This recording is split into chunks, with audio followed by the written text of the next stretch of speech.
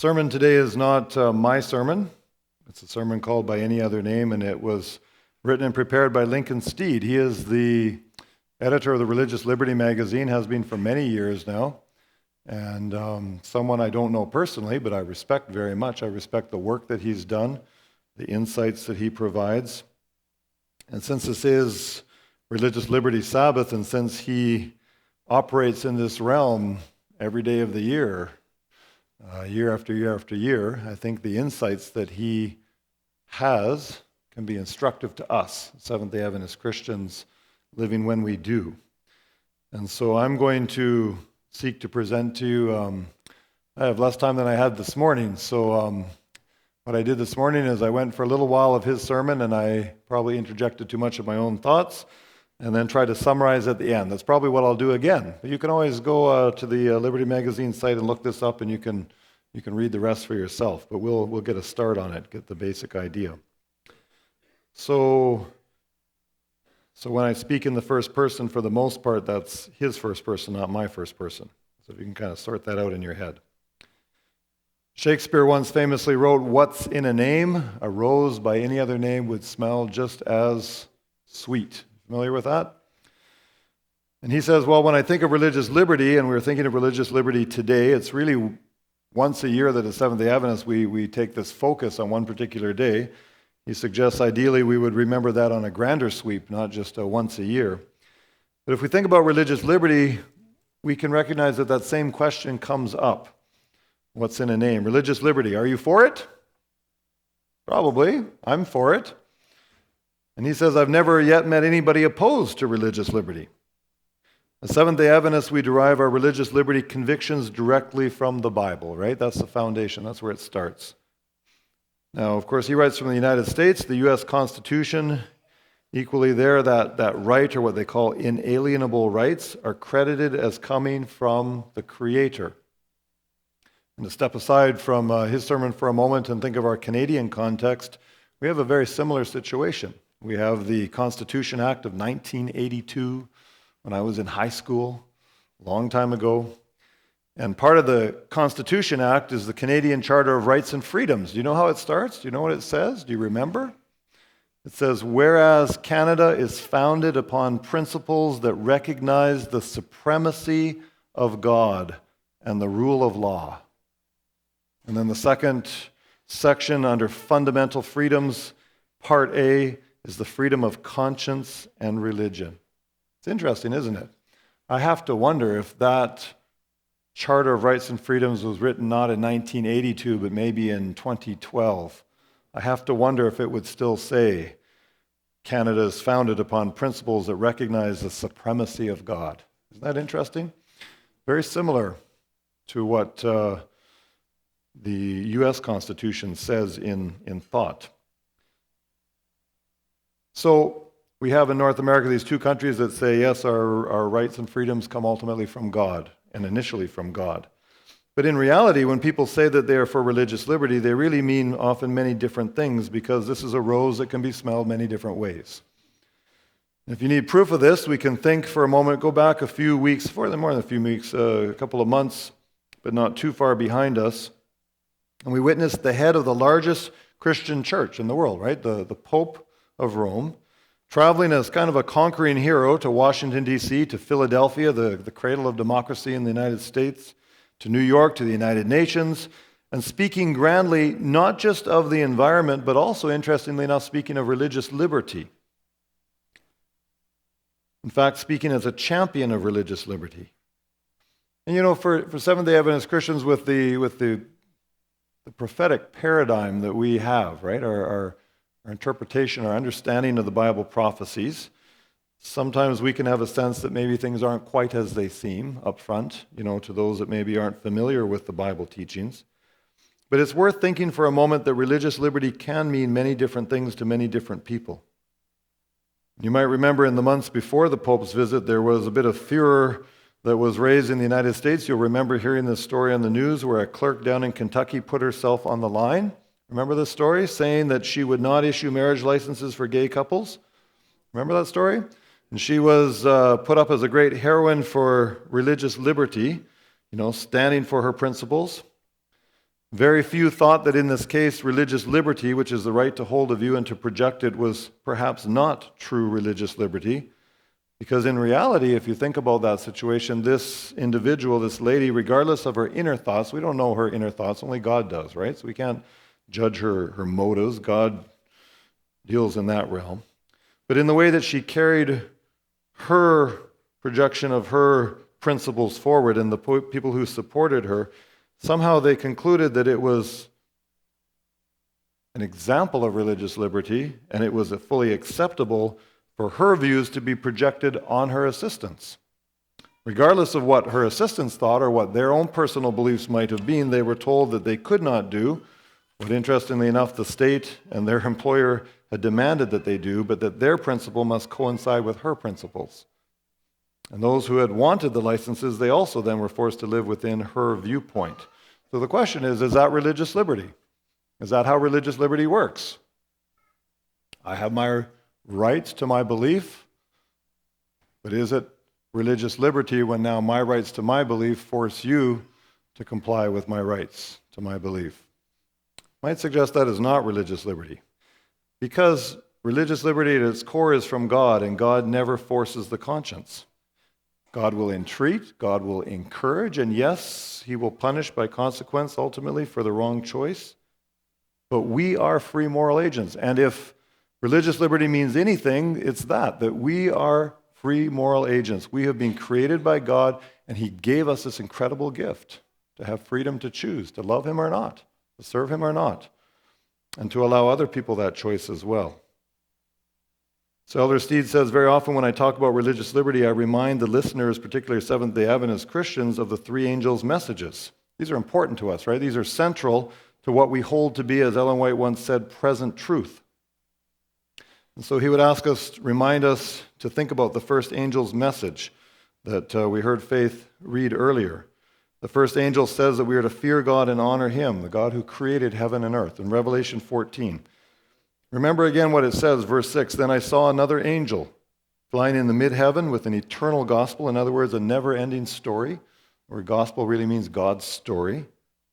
An eternal gospel to proclaim to those who dwell on earth, to every nation and tribe and tongue and people, and said with a loud voice, fear God and give him glory, for the hour of his judgment has come. That's present truth, right? That's an important message for right now, for our time. We are to announce that the disposition where people can do what they want, where they are free to do as they want, that there is a point where that, in a sense, from this earthly perspective, comes to an end. And there is a time of reckoning. There is a time when we do still stand before God. And worship him, it says, who made the heaven and earth and the sea and the fountains of water. And Elder Steed says, I've thought for a long time that consistent with that first angel's message, we Seventh-day Adventist Christians should be foremost in calling people to recognize that we are custodians of nature. He suggests that we should be environmentalists. Maybe not in kind of that free-floating New Age sense that we sometimes think of people who are environmentalists, maybe not in that liberal construct that many people have put to it, but we should be environmental in the truest sense of recognizing that we live here as custodians of what God has created, custodians of our own bodies, custodians of our environment. And he suggests that we may have missed the boat on this. And so it's interesting to think that while maybe we don't think about it so much, it's an amazing path that the Bishop of Rome, the present Pope, in his encyclical on the environment and in the speeches he's made as he's traveled around, including his recent visit to the United States, he's kind of taken a world lead in promoting not just the environment, but notice in conjunction with that, he's linked that idea of taking care of the environment to an issue of loyalty to God, and indeed worship on a particular day to celebrate that creatorship. It's really amazing. Could have hardly been credited or imagined some years ago. You know, we, in the Seventh-day Adventist Church, we've had the book, The Great Controversy, right? We have we've had that for years put together under inspiration under the pen of Ellen White. We have the benefit of research assistance. We're able to look back into history all through the Middle Ages and right up to our present day. And with prophetic insight, Ellen White told us of what would happen, how things would generally happen, and it has happened now, and who could have imagined, who could have credited that reality? And so, I'm going to take a very few minutes to look at some words from this papal encyclical. I don't know, probably most of us haven't read it. Elder Steed says we should. He says, I regularly read the documents that come out of Rome, and they're quite amazing. And probably, if you've been around the church for a while, you might be more aware of an earlier one about a decade or so ago. At the time, Pope John Paul II came out with a document called the Lord's Day, Dies Domini. And it laid out every biblical text in favor of the seventh-day Sabbath and accepted those texts at face value. And then there, embedded within that really wonderful biblical homily, the encyclical said that while the early Christians had no instructions from their Lord to change the day from Sabbath to Sunday, it said in that encyclical that they felt that they did have the authority to do so. That's a big thing for Seventh-day Adventist Christians. That's a big flag. And so what happened in that one, with that out of the way, everything in the Bible then that related to the seventh-day Sabbath was simply transferred and applied to Sunday. A masterful exercise in bait and switch, if you will. That was about 10 years ago, different pope. Now we have a new pope, quite respected on the world stage. So it might be beneficial to kind of be aware of some of the analogies that are being drawn and to think in our prophetic paradigm where that could lead. So in this most recent encyclical, Pope Francis begins this way. It's almost kind of like a New Age approach. Quoting from it, he says, "In the words of the beautiful canticle by St. Francis of Assisi, he reminds us that our common home is like a sister with whom we share our life, and a beautiful mother who opens her arms to embrace us. Praise be to you, my Lord, through our sister, Mother Earth, who sustains and governs us, and who produces various fruit with colored flowers and herbs." It's kind of an interesting way to speak of the environment. Kind of a New Age mystical approach. Mother Earth kind of reminds us of Greek mythology and the idea of Gaia. We're familiar with that idea in environmental circles. It's not really a religious concept, right? Saying we need to take care of Earth. Okay, that makes sense. But a little later, this is what appears in the document. He says, "It is my hope that this encyclical letter can help us to acknowledge the appeal, immensity, and urgency of the challenge we face. I will begin by reviewing the present ecological crisis with the aim of providing a concrete foundation for the ethical and spiritual itinerary that follows." So it's interesting. It says, let's talk about our need for the environment, but then he says there is an itinerary. It sounds like an agenda, right? And so it goes on. "I will then consider some principles drawn from the Judeo-Christian tradition. I will advance some broader proposals for dialogue and action which would involve each of us as individuals and also affect international policy." So this is an interesting realm, right? Here you have a religious leader, Pope of Rome, standing in a political pulpit, talking about influencing international policy. Is that of interest? That should be of interest to us. Anybody that powerful starts talking about international policy, we should say, ooh, what are we talking about? What policy is going to be shared? This is what he says. "The laws found in the Bible dwell on relationships not only among individuals, but also with other living beings. Along these same lines, rest on the seventh day is meant not only for human beings, but also so that, quoting from the Bible in Exodus, your ox and your donkey may have rest." This is the encyclical. "Clearly, the Bible has no place for a tyrannical anthropocentrism unconcerned with other creatures. The biblical tradition," he continues, "clearly shows that this renewal entails recovering and respecting the rhythms inscribed in nature by the hand of the Creator. We see this, for example, in the law of the Sabbath. On the seventh day, God rested from all his work, and he commanded Israel to set aside each seventh day as a day of rest." So this is interesting.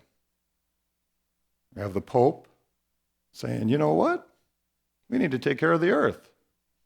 And you know what? We need to take care of the earth because God created it. And you know what? The seventh-day Sabbath, I've left the notes now. The seventh-day Sabbath reminds us that God is the creator. It reminds us that we need to rest with creation.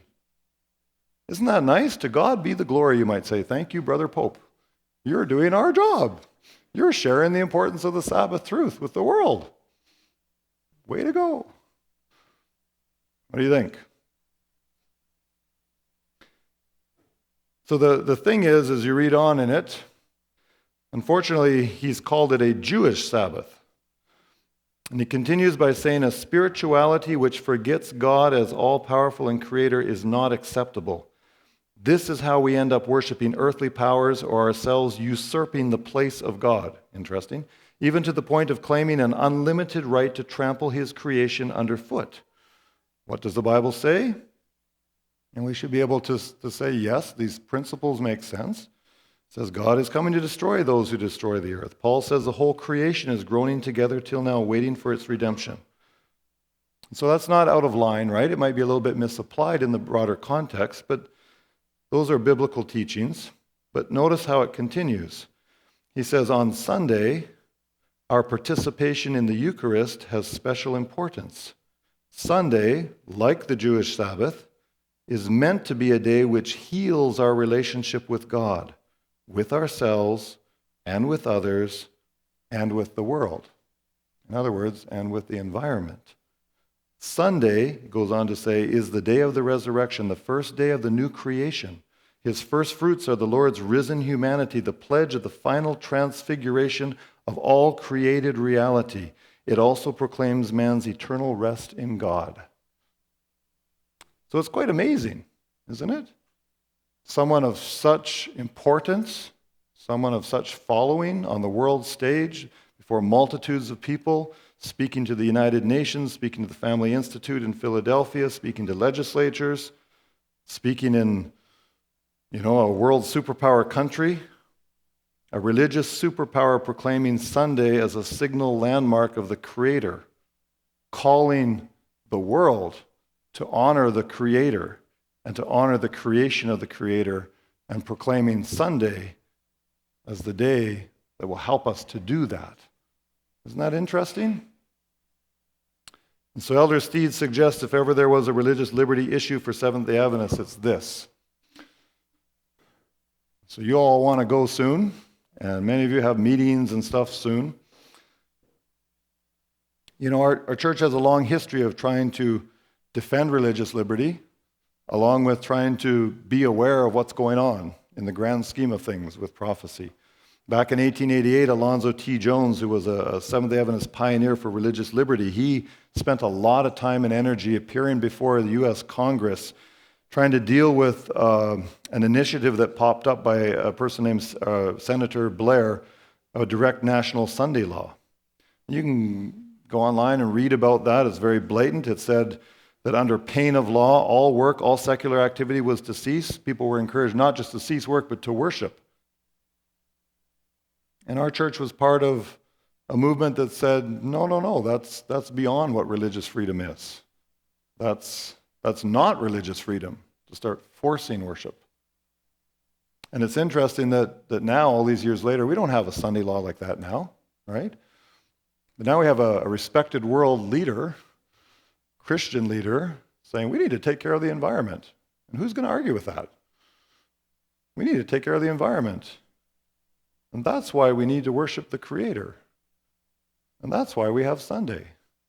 And if we would come together in international policy, then we could help take care of the environment and do our responsibility as citizens.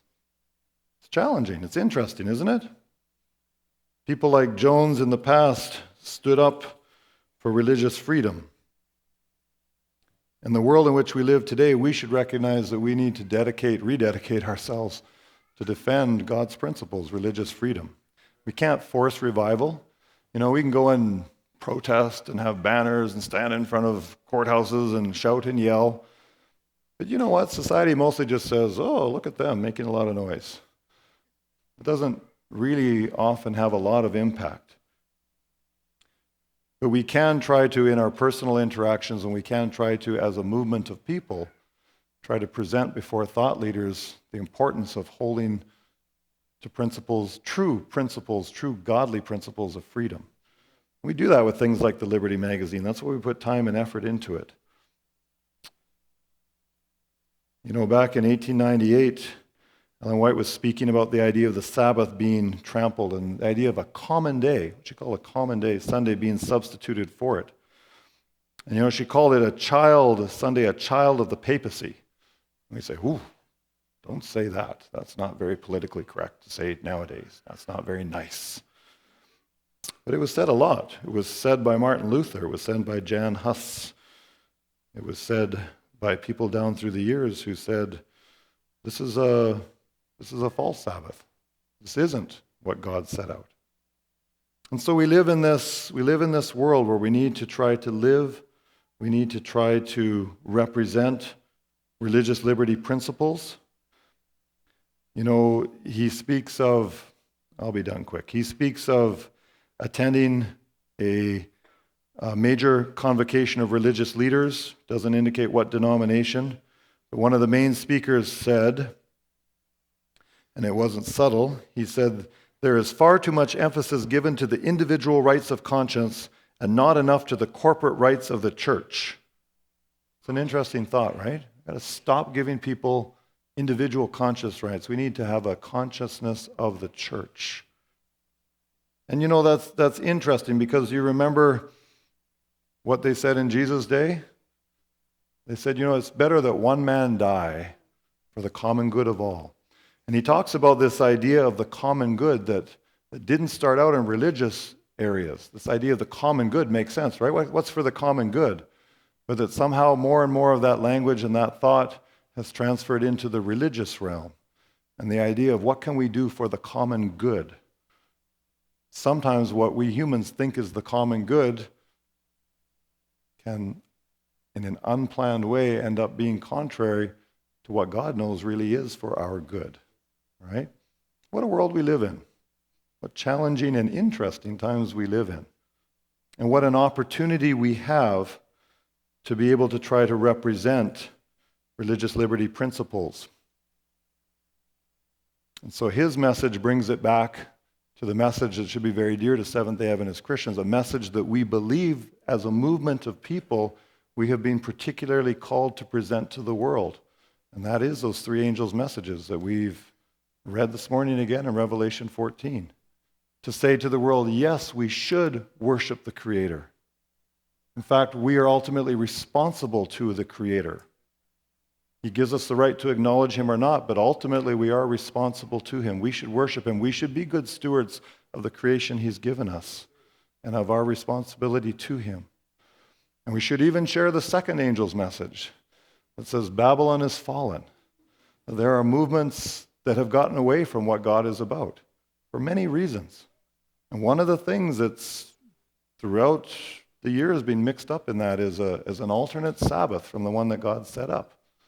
We need to be able to say that. We need to say it carefully and appropriately and unobnoxiously as possible. But it's a message we're called to share. And even the third angel's message that says there can come a time, there will come a time, when we have to choose. We have to choose, and there are long-term eternal consequences to those choices. We need to know what the factors are so that we can make a wise choice, and we need to help people know what those are so that we can make a wise choice. So we have an opportunity as Christians, Seventh-day Adventist Christians, to represent religious liberty, the principles that God has set in line in a world that so easily can follow along with what seems like a good idea for the greater good, but might inadvertently lead us away from the good that God has set out. May God help us. May God bless us. May God give us wisdom to do that in a way that will properly represent Him. And one of the ways we can do that is supporting the religious liberty efforts of our church on a grander scale and seeking to live them out day by day in our own lives and extend those liberties to others as well.